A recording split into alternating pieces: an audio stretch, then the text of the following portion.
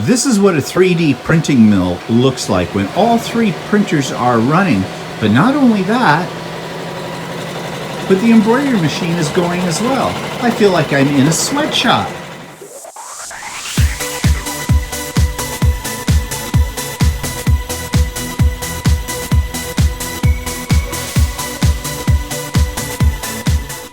Good morning, everybody. It's Stephen here for Bland Designs and the Idiot Quilter, and welcome to my weekly vlog for Monday, September the 27th, 2021. And it is vlog number 235, or the 565th day of COVID. Will I ever get to a point where I do not feel the need to say that? I hope, but when? Anyways, so let's move right on to current projects. Well, I'm all about Halloween these days. I now like to decorate for Halloween, and I want to start putting out my decorations at the tail end of this week because October the 1st is what? Friday? So yeah, October really for me is the real marking of fall and of course the Halloween season. And so it's time to start thinking about those things. Now I'm wondering, will this year, will people give out candy? Will kids be coming to the doors again? Last year, there was that controversy over whether or not, kids should be going door to door to trick or treat because of COVID. I don't know what we're going to do this year. Last year, we didn't give out any candy. We weren't taking any chances with our health or with the health of these kids. And we have to still think about it that here, at least in Canada, kids under the age of 12 can't get vaccinated yet. That may change, but I don't think it's going to change before Halloween. So, yeah, I don't know what we're going to do. I have to talk this over with Walter and see what he thinks. But anyways, I digress, as I usually do. So my current projects have been for some Halloween decor and utilizing my 3D printer and my embroidery machine. So I've been working on a cute little witch's cauldron, which is all machine embroidered. It's freestanding lace, and it turned out very nice. And I also made some Halloween lanterns as well that you can put a little tea light in.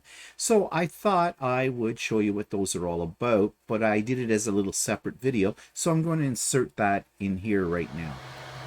So I've been busy with my embroidery machine creating these little Halloween lanterns and this witch's cauldron. Now if we take a closer look at the lanterns, as you can see, they are all machine embroidered, freestanding lace. Some do have a little fabric in the top like this does, so that's freestanding applique, but really cute. And I think these are really going to look neat when I put a little tea lamp or tea light, electric tea light underneath each one, because there's a hole in the bottom of each one. And I think it'll give a really nice glow. And then I made this. This is a witch's cauldron. Again, it's another freestanding lace embroidered project. And it's very intricate on the sides. Now you could put a little tea light in that. Or what I think I'm going to do is I think I'm going to go out and get some candy. Just for show. Maybe some of those old traditional candy kisses or something like that. Fill it up with those. And that's going to be part of my Halloween decor. So these were fun to make, and I think they're going to look really cute. So that takes us to the YouTube video of the week, and it's a little bit scary. Not intended to be. It's not really scary, this YouTube channel. It's a little bit unusual because what this YouTube channel is about is people who we usually associate with dressing all in black and kind of, although they're in the 21st century, living in a world that's more like the 19th century. And of course, I'm talking about the Amish. And I found this YouTube channel that really sheds a lot of light on something that maybe a lot of us don't know anything about. This week's YouTube channel of the week is called Amish America. And I know that this group of individuals is quite a mystery to most of us, but the person who puts this up, and I'm not sure what his name is, he has done a really thorough job of studying and explaining the Amish lifestyle. So if you've ever been interested in that, you might want to check this out. Now, he does it in a very respectful way, and he is not Amish himself, but he has lived amongst them for a while. He's struck up friendships and relationships with the Amish community, and he reveals a lot of things that most people don't know about the Amish. So if you're really interested in finding out about this alternative type of lifestyle, this religious type of lifestyle, then you're going to want to look at some of the videos that he has. For example, if you look here on the list, he has 5 things you see at Amish church services, 6 surprising facts about Amish and cars. He talks about their banking and their financial situation. He also talks about various Amish communities that are spread out across the United States and some in Canada as well. And you know, not all Amish communities are the same, which is in itself an interesting fact. He looks at, do Amish drink alcohol? 3 bizarre Amish myths. 5 places where Amish buy things. 5 jobs done by Amish women. So he looks at the whole gamut of their lifestyle. And he does this, as I said, in a very respectful and informative way. So if you want to get an education about Amish people in North America, then you're going to want to check out Amish America. You will find the link to that YouTube channel in the show notes, and you'll also see a special announcement in the show notes for this month, or well, October's Craft and Chat. Always on the first Wednesday of every month, starting at 1 p.m. Eastern Standard Time and running until approximately 4 p.m. Eastern Standard Time. Opportunity for you to come in a very relaxed and friendly environment and work on whatever you're working on. And I imagine a lot of people are starting to think ahead to Christmas, to Thanksgiving, and to Halloween, of course. And maybe you're working on some gifts for those occasions or some home decor or whatever. This will give you a chance to just, concentrate on working on your projects, shut yourself away from the rest of the world, and just enjoy the company of other crafters, sewists as well, and quilters, of course. So that's coming up 1 week from this Wednesday, but I've already got the Zoom link posted, so you'll have lots of time to prepare yourself for this. We always have a really good time. I always find it informative and inspiring and entertaining as well. It is a drama-free zone. Keep that in mind. We don't get into politics. We don't get into COVID, nothing like that. We just are a friendly, supportive group. And as I said, all are welcome. So if you've never been to one of my craft and chats before and you're able to come, then you are most welcome to do so. So that's coming up October the 6th, 1 p.m. Eastern Standard Time, and the links are in the show note for the Zoom. And other links in there, there is a link to the latest Stephen and Walter Live. We did a lot of talking about the retreat that I just held this past weekend. And I'm going to say a little bit more about that in a bit. There is also the latest Idiot Quilter about us waiting for Lucey. Lucey, of course, is the name of our APQS long arm. We now have it. And I'm going to talk a little bit more about that today as well. But we talked about that fairly extensively in Stephen and Walter Live as well. How could we not? I mean, after all, it is excitement for us. And we're still having excitement with it. And there is a link to a product that I'm going to talk about as well. And also have a little video showing you what that's all about that I think is very, very useful for many applications. I'm using it as a holder for the tools I reach for the most when I'm doing machine embroidery.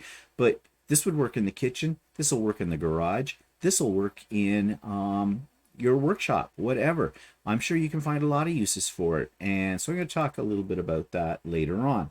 And there is a link to episode 27 of So Chatty, and we did something a little different on this one. I decided to think outside of the box. We all go for our sewing supplies to sewing stores, to quilting stores, but there are other stores out there and online where you can pick up things that will be useful in your sewing room that you may not have really realized. So we did a whole review of stores like Home Depot, Walmart, Michael's, Lee Valley, Bed Bath & Beyond, and took a look at what they have to offer for people who sew. So that's in this past week's So Chatty episode. Okay, so that takes me to what's pissing me off this week. Well, I got some news this week that I found disturbing and annoying at the same time. And it does have to do with COVID, sorry, but it's still ongoing. Although there are people out there who think it's over and they talk about COVID in the past tense. Well, no, here where I live, we're in the fourth wave. It is very much still going on. But anyways, this has to do with my mother's nursing home. On Saturday, late Saturday afternoon, I got an email from my mother's nursing home that somebody at some point, I don't know if it had been that day, I suspect it had been sometime before that day, had taken their loved one out for an excursion. Maybe they took them to their house and had dinner. Maybe they took them out for dinner. Maybe took them out for lunch. I don't know. They don't give you a lot of details about this. But they brought them back. They were tested. They were COVID positive. So whatever they did, they exposed this person, who I would assume is probably an elderly person. So we already know all the problems and complications COVID brings to people of a certain age group. Took them out and exposed them to COVID. Now, maybe they didn't do that on purpose. Okay, in fact, I'm sure they didn't do that on purpose. But they obviously didn't follow the protocols. Social distancing, mask wearing, the whole bit. Now, another thing that disturbs me about the fact that this person tested positive is I thought all of the residents of my mother's nursing home had been double vaxxed. So is this a breakout one? You know, this person, the vaccine didn't work for them. Or did this person for medical reasons not get the vaccination? I don't know. I find it all very, very strange. But of course, I don't know. I'm speculating because the nursing home gives you a minimum amount of information. So they have not locked down my mother's nursing home right now, but I'm assuming, I don't know about using that word, assuming that this person has been put into quarantine until the situation is resolved. But here's what gets my goat. People do stupid things. Well, we know COVID has brought this out, hasn't it? We know how many stupid people there are now in the world. Most of them. And what I mean by being stupid is not following the protocols. The naysayers that say this whole thing is a conspiracy, the ones who won't wear masks, the ones who won't get vaccinations, for whatever reason, it's all just stupid behavior. And so going into a nursing home and taking out a loved one who's very vulnerable at this point in time, not just vulnerable to COVID, but to other diseases as well, but COVID's pretty deadly. Putting them in a situation where there was the possibility that they could contract the disease. That is a stupid move. Now, why do people do this? Guilt. That's what it's all about. I get it because I have guilt too. You've got your loved one in a nursing home and they're not getting into all the family things anymore. So people feel that they need to do something a little special to make up for their neglect. Because there are many people who put people in nursing homes and see them, twice a year, Christmas and Easter, something like that. Maybe give them a phone call on their birthday or whatever. That's a lonely existence for those people. I mean, just sit back, close your eyes, and imagine you are one of those people in that situation. How would you feel? You'd feel, I'm sure, abandoned. Nobody loves you anymore. I think that would contribute to an attitude of, I might as well just die because nobody gives up what about it.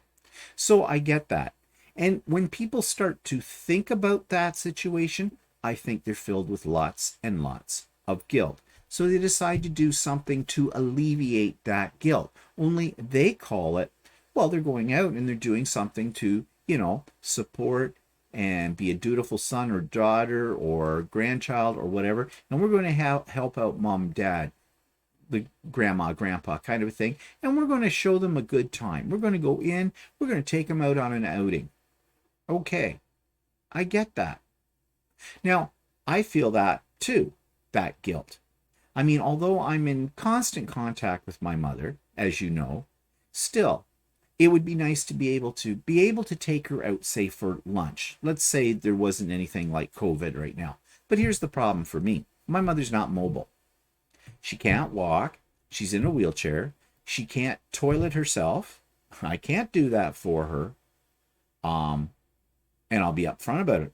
I'm glad I can't do that for her because I don't want to do that for her.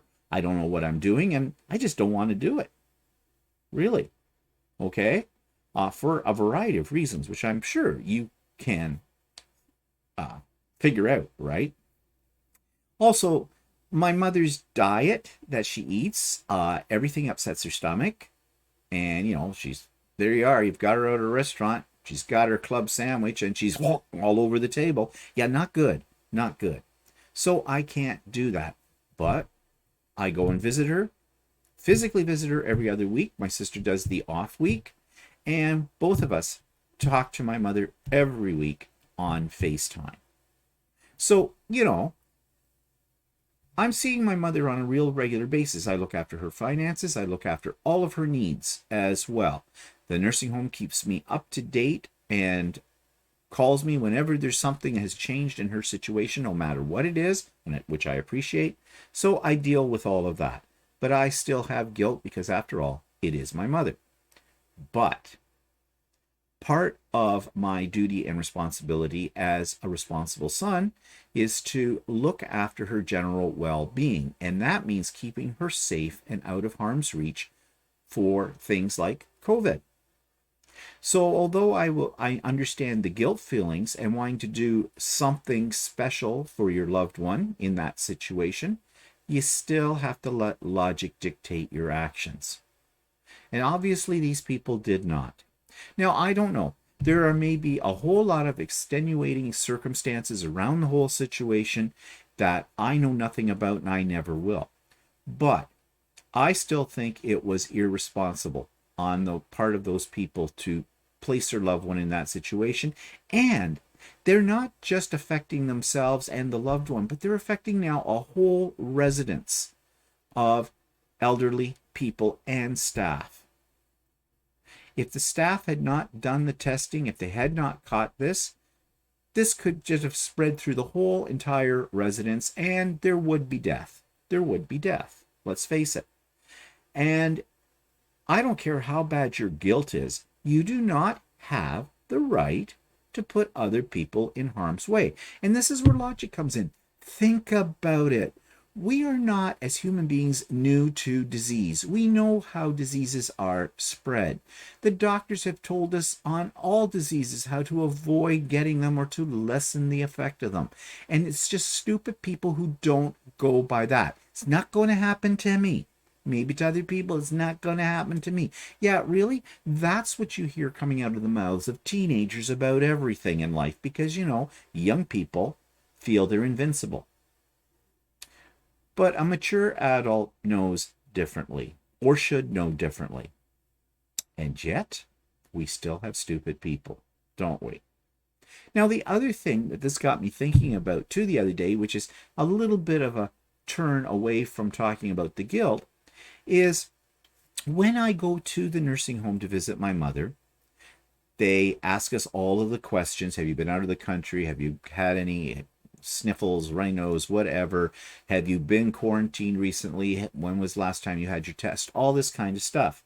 And then they sit you down in a cubicle, all done with the social restrictions put into place, and someone wearing a pair of gloves and a gown and a face mask comes over, swabs your nose, does a rapid test. 10-15 minutes later, depending on the color that the stuff turns to, they tell you whether you're positive or negative. Well, I'm glad to say that I've had a couple of those tests now, and I'm negative, not positive. I'm negative. But, I should be, because I am trying to be logical. I follow the advice of the scientific community. Wear my mask, social distancing, only go out for essentials most of the time. So, yeah. But here's my point. They know my history. Oh, yes, and I had to prove to them I'm double vaccinated too. I had to bring in my documentation, and they took a photocopy of it, and they have it in their records. And when they come into the nursing home, they go through their records. They show, yes, this person, we have their documents and the whole bit. Okay, great. I'm not complaining about any of that. I think that's fine. But here's what I got thinking about the other day. They asked me all these questions. They have all this information about my COVID status. I don't have any about theirs.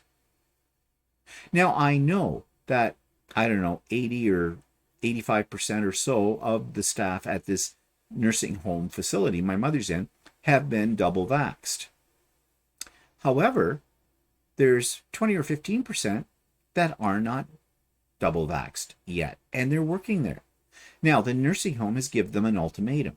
It has said that any staff who have not been fully vaccinated by November the 1st will be put on unpaid leave until they get that resolved. That's great. That's wonderful. I would fire them, but that's me. But that's wonderful. The one thing I have against that is that's too long of a time period. I mean, come on. COVID didn't just happen yesterday, right? They've known about this. They've had outbreaks. They do what they can, but this is stupid. A frontline healthcare worker in a nursing home with vulnerable people working there at this point in time and not been double vaxxed, and I don't care what their reason is. I don't even care if they have a medical exemption, because if you have a system where you are so susceptible and can't get a vaccination for this, you're in the wrong business. Make a career change. You should not be working with elderly people or in a hospital setting of any sort. Yeah. But they're getting away with it. So here's what I'm going to do. Tit for tat. After they have finished asking me all the questions and are about to test me, I'm going to ask them, are you double vaxxed? When did you have your last COVID test? And can you prove to me, like I've had to prove to you, that you are double vaxxed? Now that's going to ruffle some feathers, I am sure. And they may refuse letting me go in and see my mother because of that.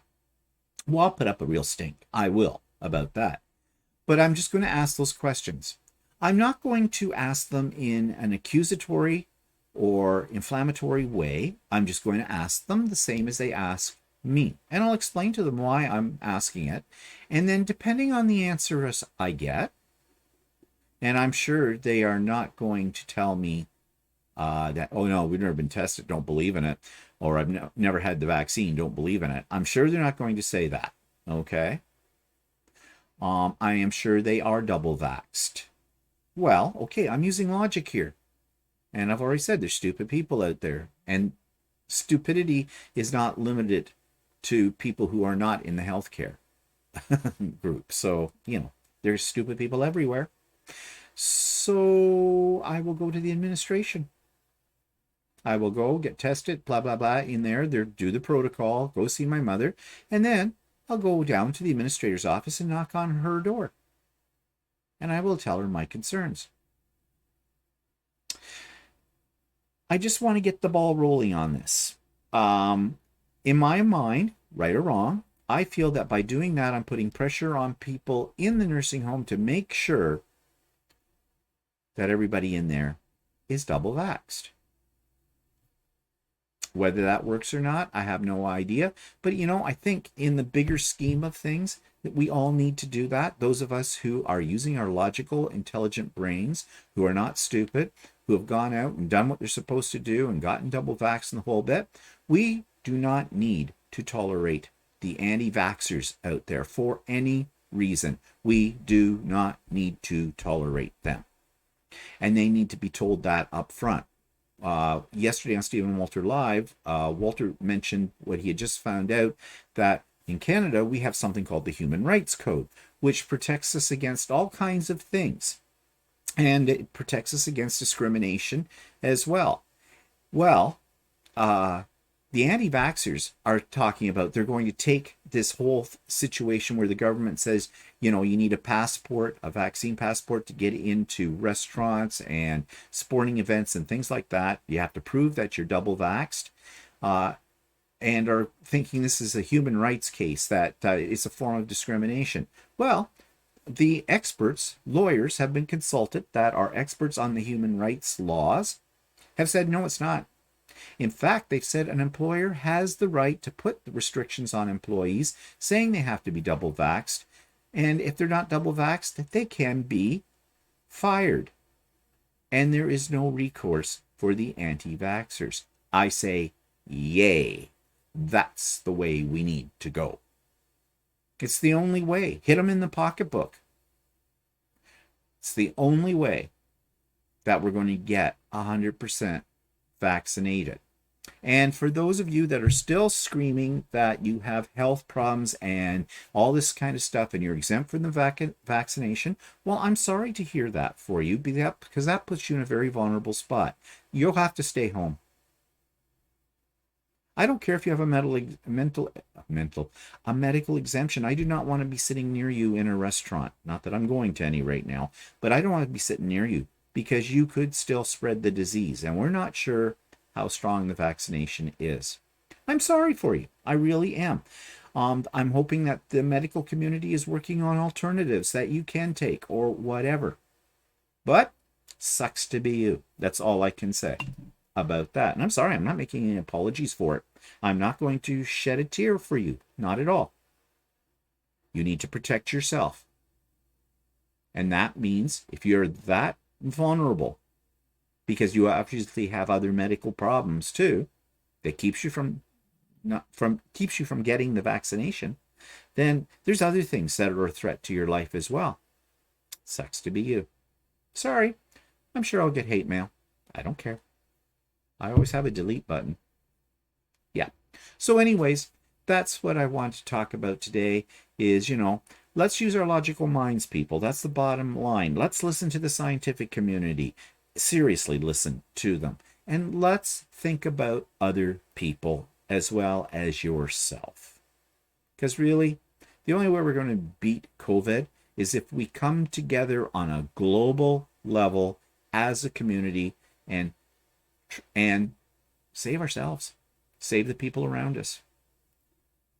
Okay, let's get off the soapbox and let's go on. What's next on my list? Okay, product review. What's new? Well, I have a couple of videos of what is new to show you.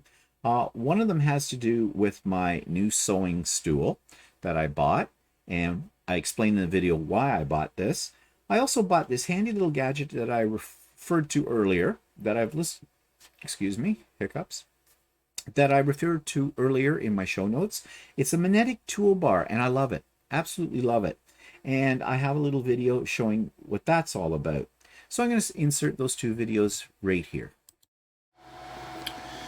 So I went out and I bought a new sewing stool. I think I mentioned last week that I was thinking about doing this, or I had it already on order from Amazon, because before this I was using this stool, as you can see right here, and it worked out fine, and I used it for a couple of years.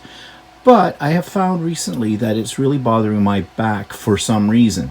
So I figured I needed a back support, and that's what this chair has. It has a back support.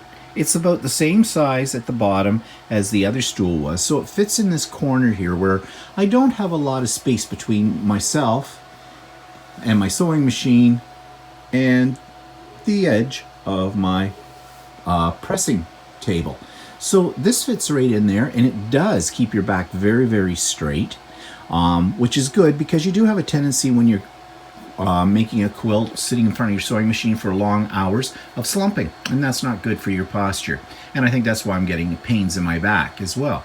So I have this now, and I'm really pleased with it. I bought it off of Amazon, and I think it came out to, with tax, about 117 Canadian dollars, which more expensive than the other one, but this is better. Now, I've also been very busy with my 3D printer because Halloween in about a month's time is coming up, and I got to make some decor. So I have been working on something, some little ghosts. I found this model online in Thingiverse, and I thought it was really cute. So I played around with that, and I'm playing around right now with a Frankenstein mug, and I thought you'd like to see those. So I'll show those to you right now. You know, a 3D printer can make some really cool Halloween decorations, like these little ghosts. And this was one file, and I made the white ghost first, and then I made a duplicate, but then I thought I'd shrink them down a little bit, and so I have them in 3 sizes. The silver and the purple are the smallest, and then the green one. Now, these two could have a little light put in them because they're hollow as well, and because their eyes are cut out, I think you get this little haunting glow. Now look at this guy. I did him in the original size. Actually, I blew him up 150%, and he still came out really tiny. But he's supposed to be a Frankenstein mug with this little cap. You see, it's good detail in the face, and he's got these little bolts and everything. But his lid does flip, and so you do have like a mug. Now, I wouldn't recommend trying to drink anything out of him because this is PLA and it is not food grade. But having said that, I wasn't that impressed with the cap. But over here, you can see how I've blown him up much bigger. And the printer is just finishing up making him in, I think this is 300 or something size. I'm not going to make the cap for the top. I will put the bolts on and the handle. But again, another thing that I think I'll fill with Halloween candy, wrapped candy, and I don't intend to eat that candy, so I'm going to buy, you know, those cheap candy kisses if I can find them, and that will become part of my decor as well. I wonder if Amazon sells those kind of candies. Have to check it out. And that takes me to one of my videos that I call a blast from the past, and I've been showing you some of my travel ones from my trips in 2019 to Australia, out to the Gold Coast side of Australia. And this is another one in my series. And this one is about the Australian Zoo. And this is where, what was his name? Steve, it's escaping me right now. But he was famous for, I think, crocodile hunting and stuff like that. I wish I could remember his name, but anyways, it'll be in the video. But the Australia Zoo is really, really interesting. It's a great zoo. Although at the very beginning of the video, or at one point of it, I think I mentioned the fact that at first I wasn't that impressed when we got there. But as we started to go through the zoo, we got very, very impressed. Now, this is going to be a 3-part series because this was a very long video. So I divided it into 3 pieces, and this is the first part of that video. Okay, so we're leaving News Ahead and we're on the road to the Australian Zoo. Of course, we have to go through all kinds of roundabouts to get out of here, and they are quite confusing. Because, well, first of all, they're confusing because we do have roundabouts where we live, not a lot of them. But we're used to driving on the right-hand side of the road, not the left-hand side of the road. So when you enter a roundabout, you enter it from the right-hand side. Here, of course, we're driving on the left-hand side of the road, and we have to enter it from the left-hand side. And some of these are got multiple lanes in them as well, and it makes it very confusing to figure out where you're supposed to go. Plus, this little thing here, take the first exit, tells you to take first exit, second exit, or third exit, but I'm not sure how they're counting on that one. So, especially when it says take the third exit, it always seems that we're taking the second exit. So are they counting the exit? No, we got third, yeah, it's the, I go the third exit. I don't know where you're counting. I don't know. Well, I guess I'm missing the count. But whatever. Glad I'm not driving. It's bad enough I have to watch myself get scraped off on the left-hand side. Okay, so we've made it to the Australian Zoo. This is the parking lot. Heading our way towards the entrance. Okay, so we're inside the zoo and we're just trying to get our bearings. And there's a map up here. Australian Trail. saltwater crocodile, freshwater crocodile, Tasmanian devils. Ooh. And kids rides. Do they ride the crocodiles? Do we see kids ride crocodiles and the crocodiles eat them? I want to see There's kids. all different ways. There's American alligator that way, Komodo dragon, Australian lizards over here. How can you tell the American alligators? Do they have like a red hair Well, here. or orange hair? And do they say "Make America Great Again"? There's What? echidnas. Enchiladas. It's not Mexican.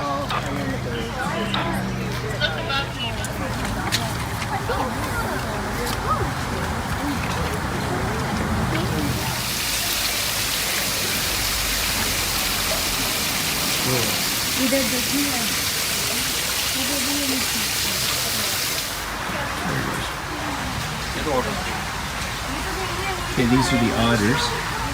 Daisy and Percy, which were the name of my grandparents. Yeah. But the otters are hiding. Oh look, there's an otter. Oh no, sorry, that's a bear.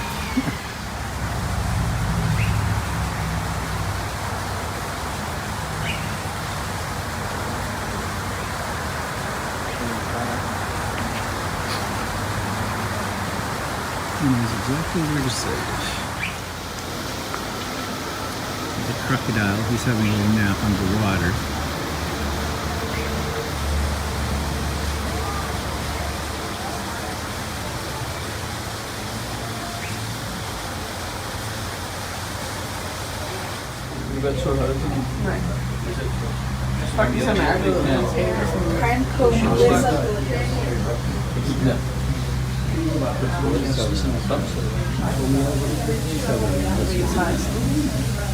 Og deres tunge til at få langt ned. Kan du se deres tunge, når du ser ned? Det er sådan helt mørkt. It's a dingo. I want to see it eat a baby. Dingo ate your baby. Nå. Hvordan så? Den er mega sød.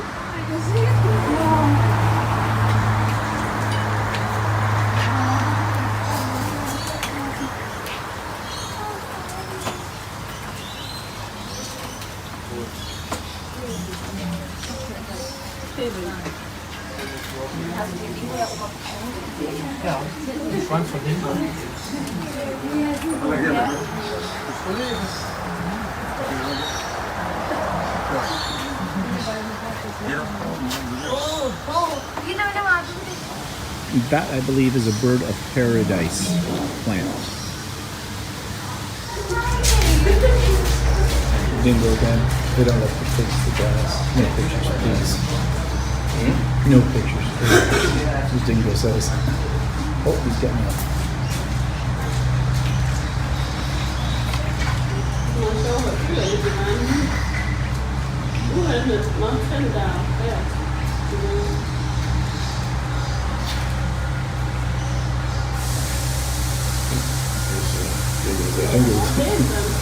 Dingo's ass.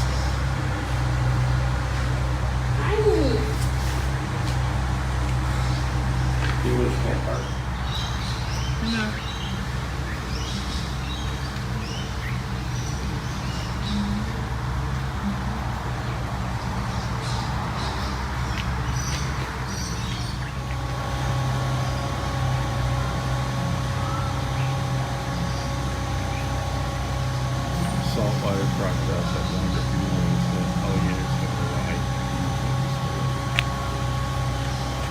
There he is.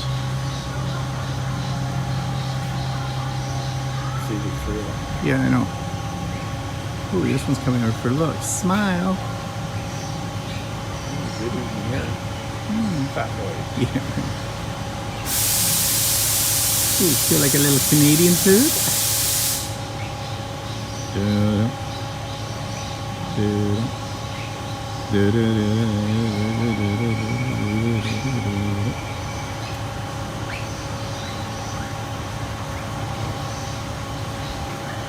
They're all sneaking attacking. Look at Oh, there's 4 of them. Oh, there's another one. 5 of them.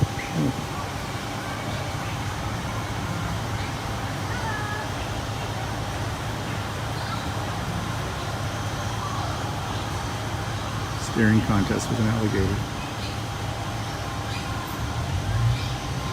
That one's just drifting over.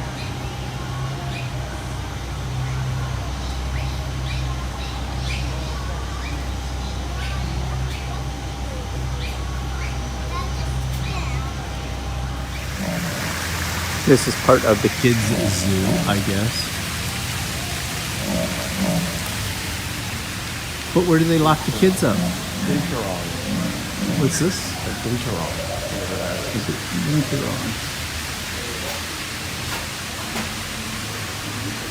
Look, everybody's home. I don't see a Quilter.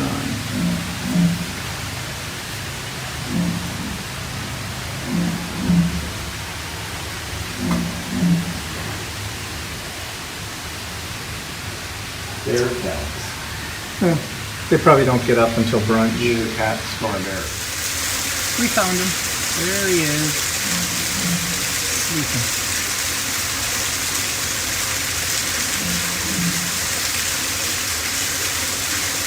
Hard life.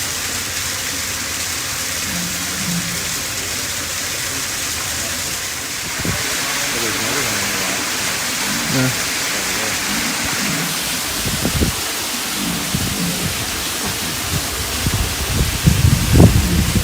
Where is it? Over there. See the rocks over? I think I got a plant in the way. Over your head. Oh yeah, there it is.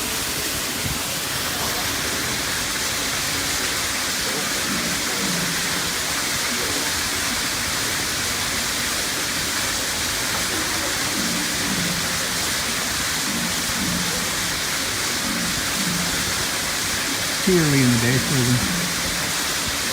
It's too early in the day for them.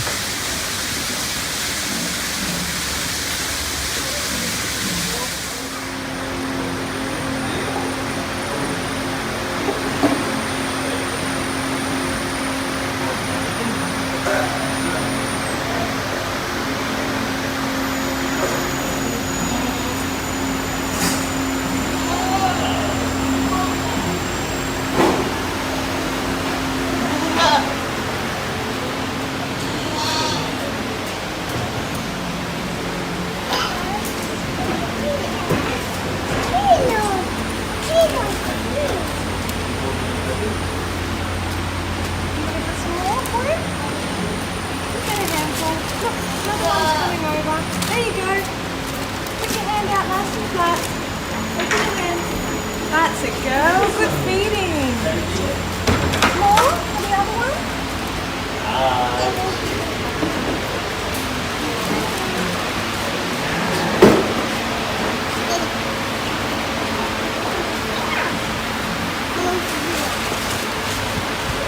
Oh, plenty.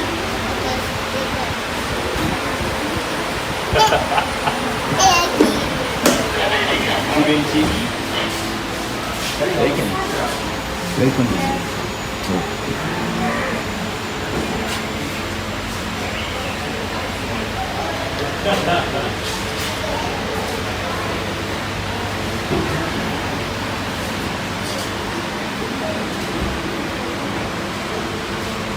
Sleazy bunch of pigs. Sawdust. Yeah. Some more shots of the grounds.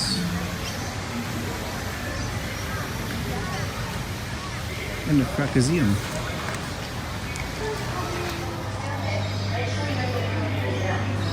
Here. We're standing with Steve now.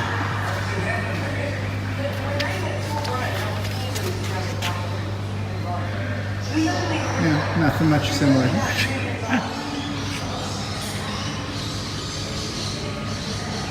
Right by Crocodile. So that takes me to what's been going on over the last week. And we'll start with my mother. She is fine, although when I went to see her last Tuesday, she was in bed as usual with oxygen up her nose again. However, she was very coherent and she says she's feeling fine physically. But I did ask her, so Mom, how are you feeling mentally? Are you feeling a little depressed? And she said, yeah, she was. Well, that's the normal state for my mother, and I can't do much about that. That's really up to her.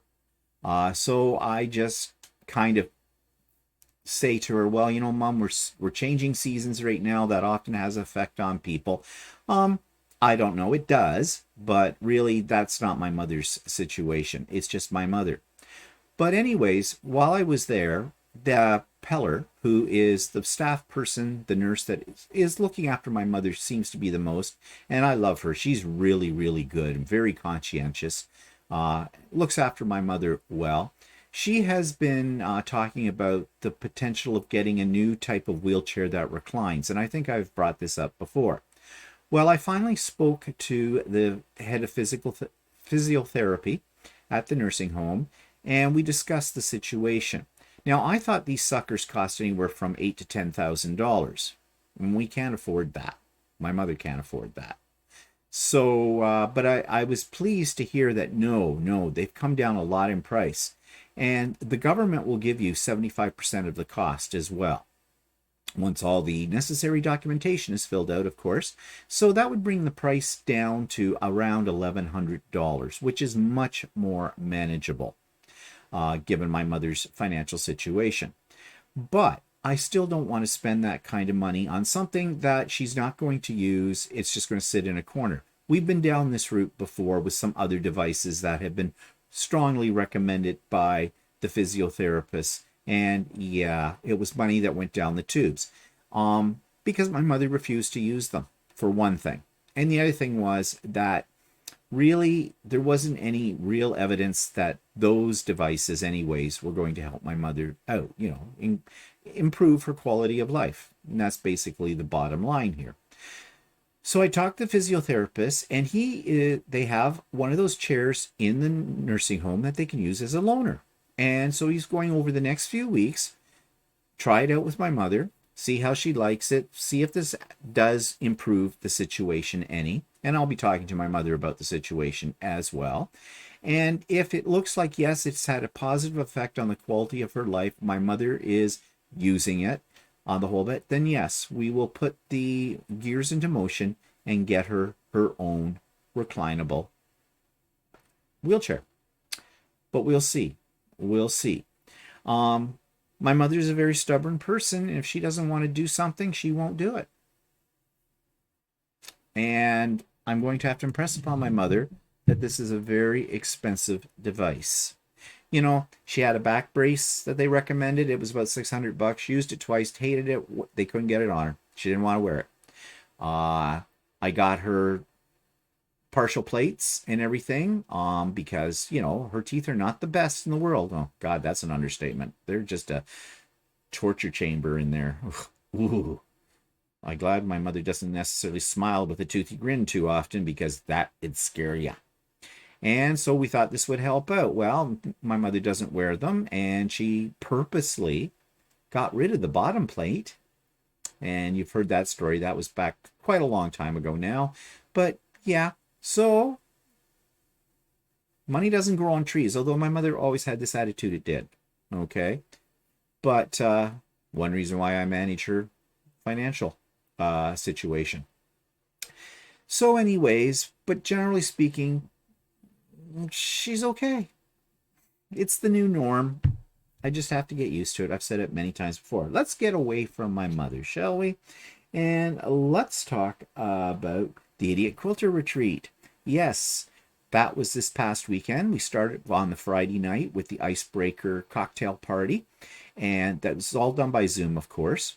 And that was fun. That was a lot of fun for a couple of hours. Walter and I had a good time, and I think the people that showed up for that too had a good time.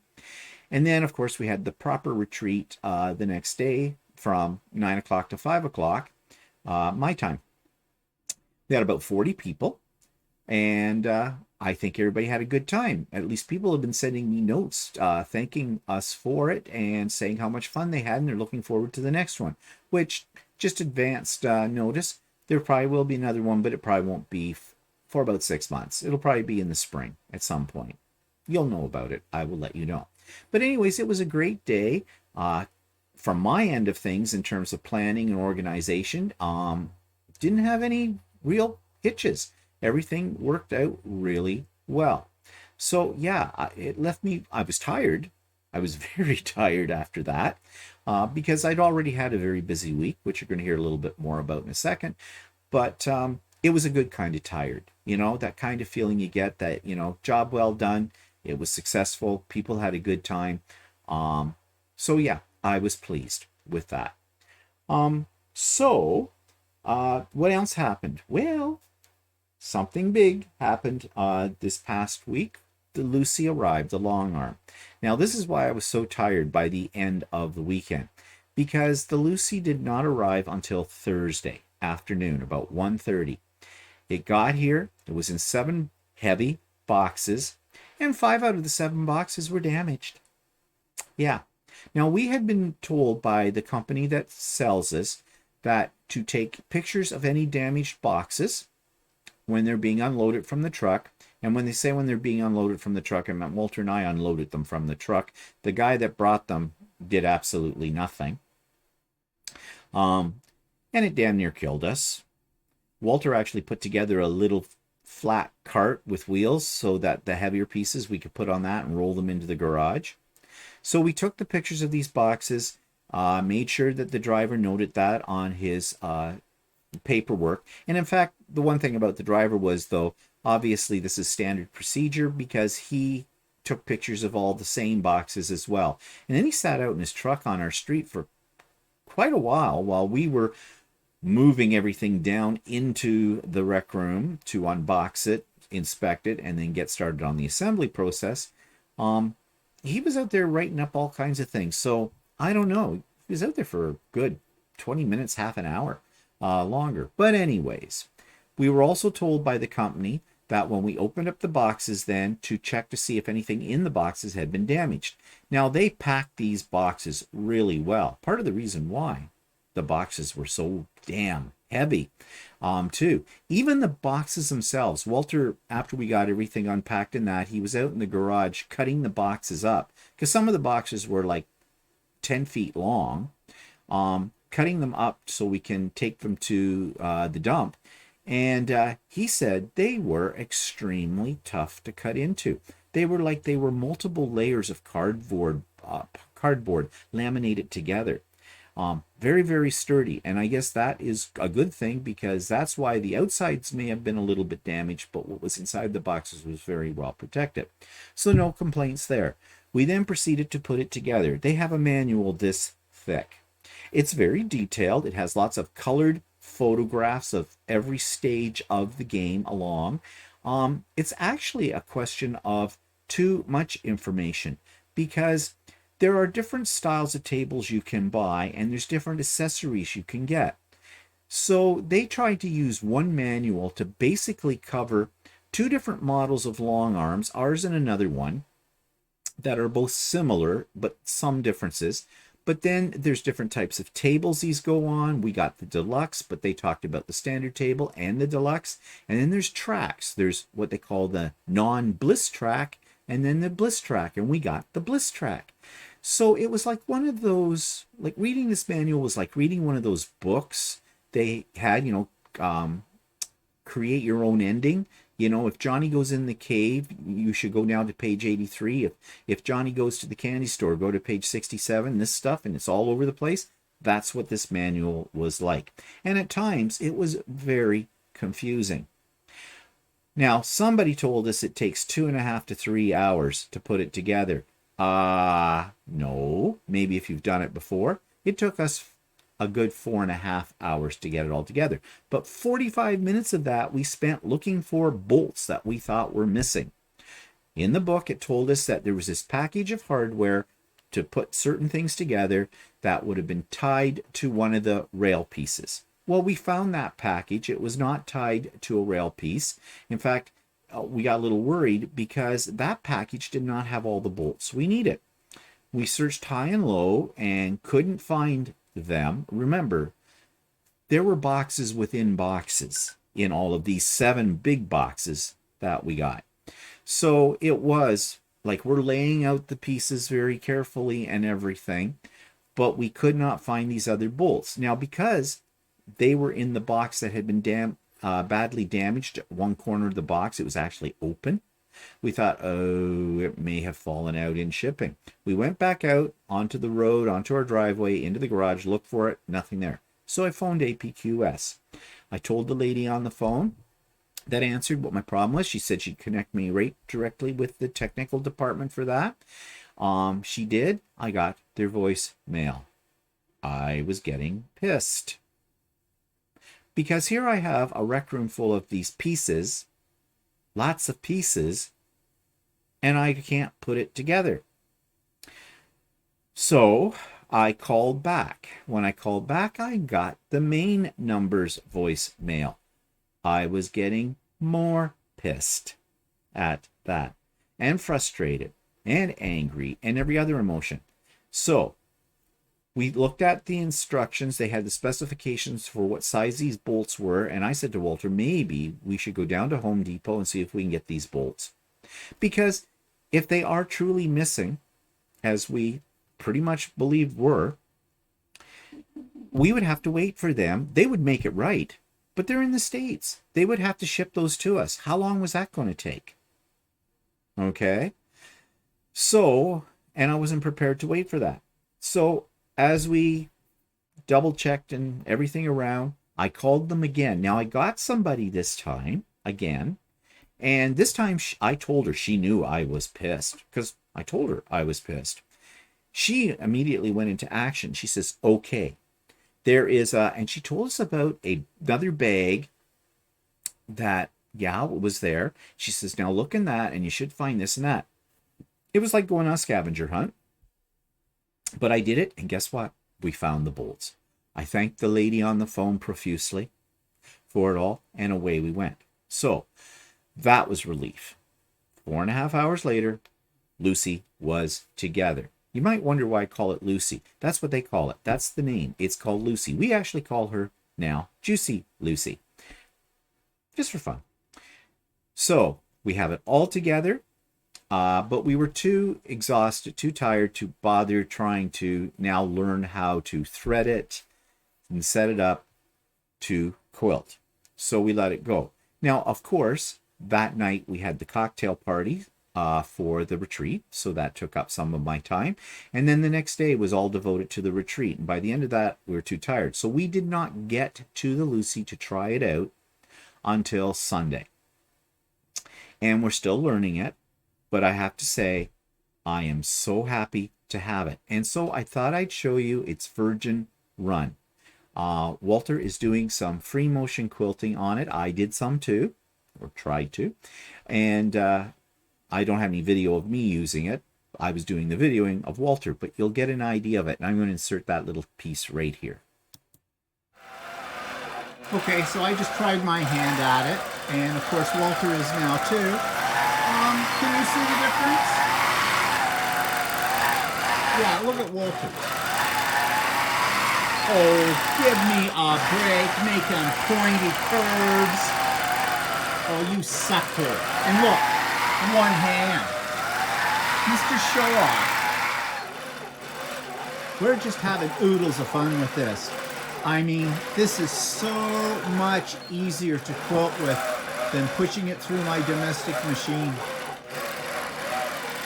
I mean, yeah, sure, we're just making this up as we go along, but you can see the beginnings of feathers. Not good, but the beginnings, and pebbles, and some meandering, and some matchstick in here, loop-the-loops. And that's just within the first 5 minutes of getting this thing up and running, that we're doing that. I can see, with a little practice each day, how easy it is to get better at this. Or at least Walter will be.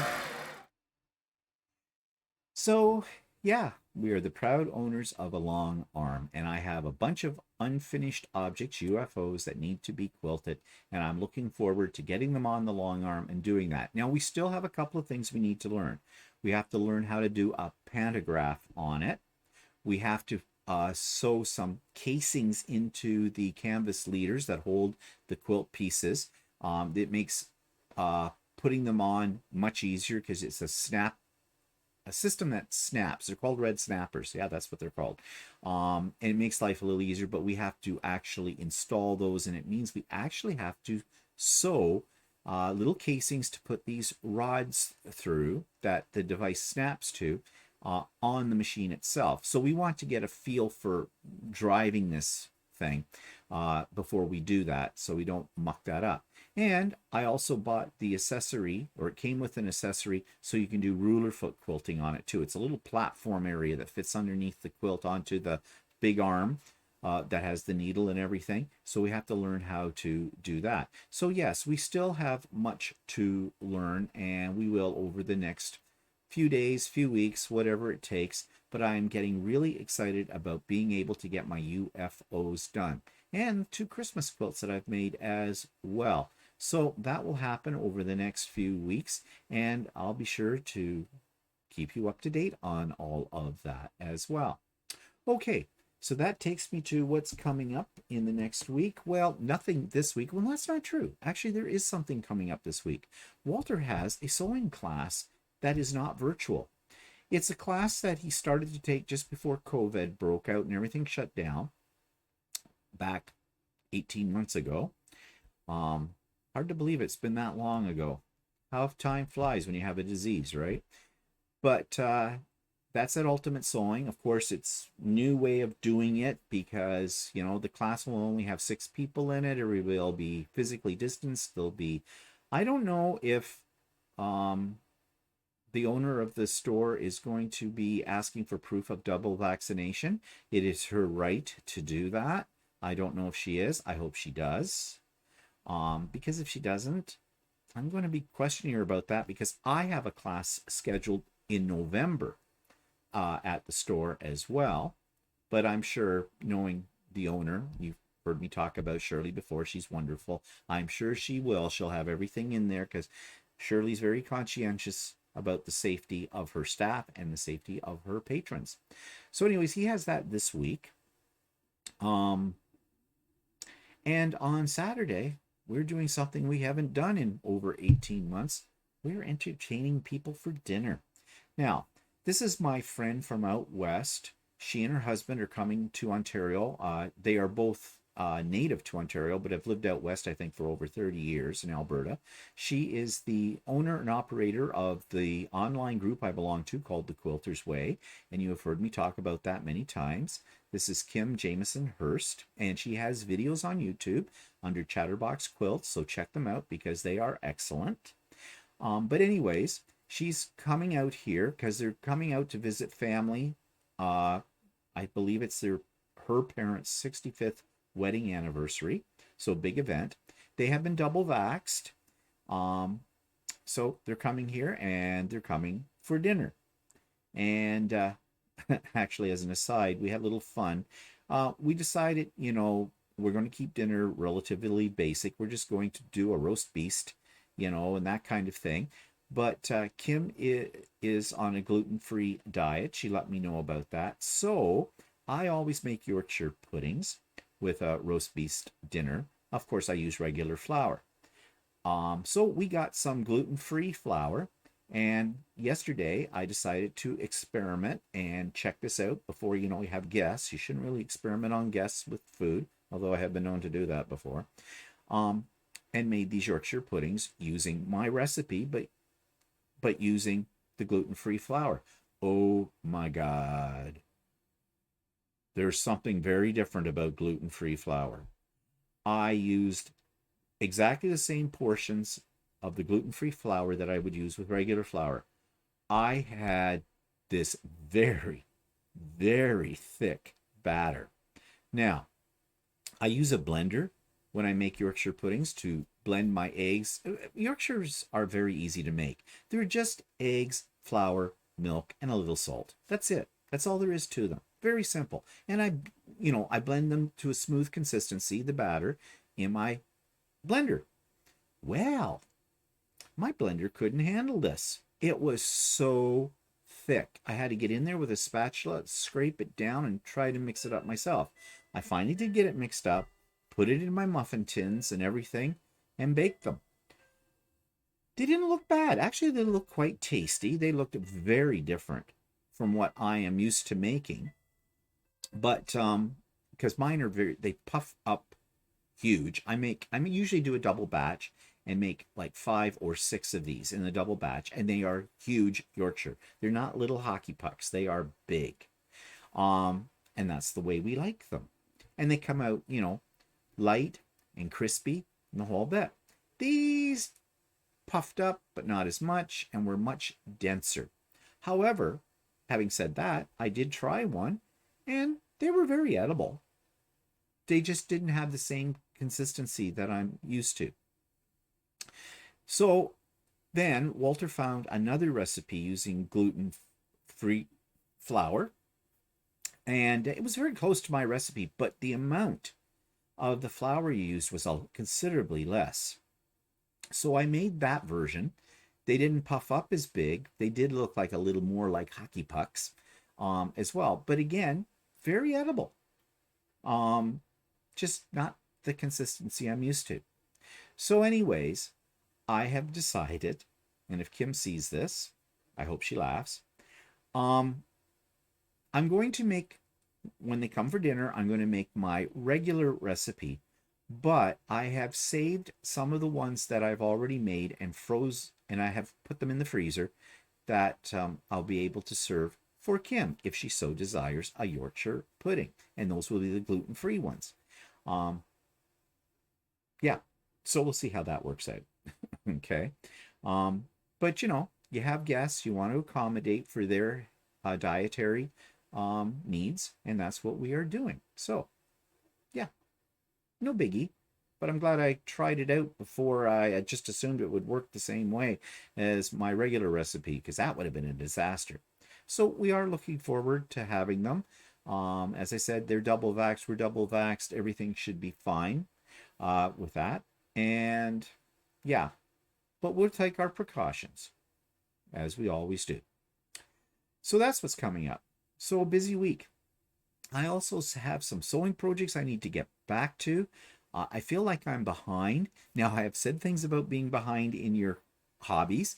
Can you really be behind? But I feel like I am a little bit, only because of, I had to rearrange the whole sewing room thing, and then the Lucey came, and my attention is divided now because I'm dying to get out here after I get this video done to play some more with Lucey. But I also have a Halloween quilt that I've got the pieces all cut for that I want to get on too. So never a dull moment, and that's fine. I am never bored, and I don't want to be bored. So that's what's coming up. And just another reminder, there is a link for Craft and Chat. It is not this week, okay? The link is there, but it's not this week. It's October the 6th, okay? So make sure you realize that. Don't try to come on this week, because you'll be there all by yourself. No one will be acknowledging you. Okay, so that's it for me today. I hope you have a great week and everything. I hope you're safe. I hope you're happy, and blah, blah, blah, blah, and all of that. Okay, we'll see you later. Bye-bye for now.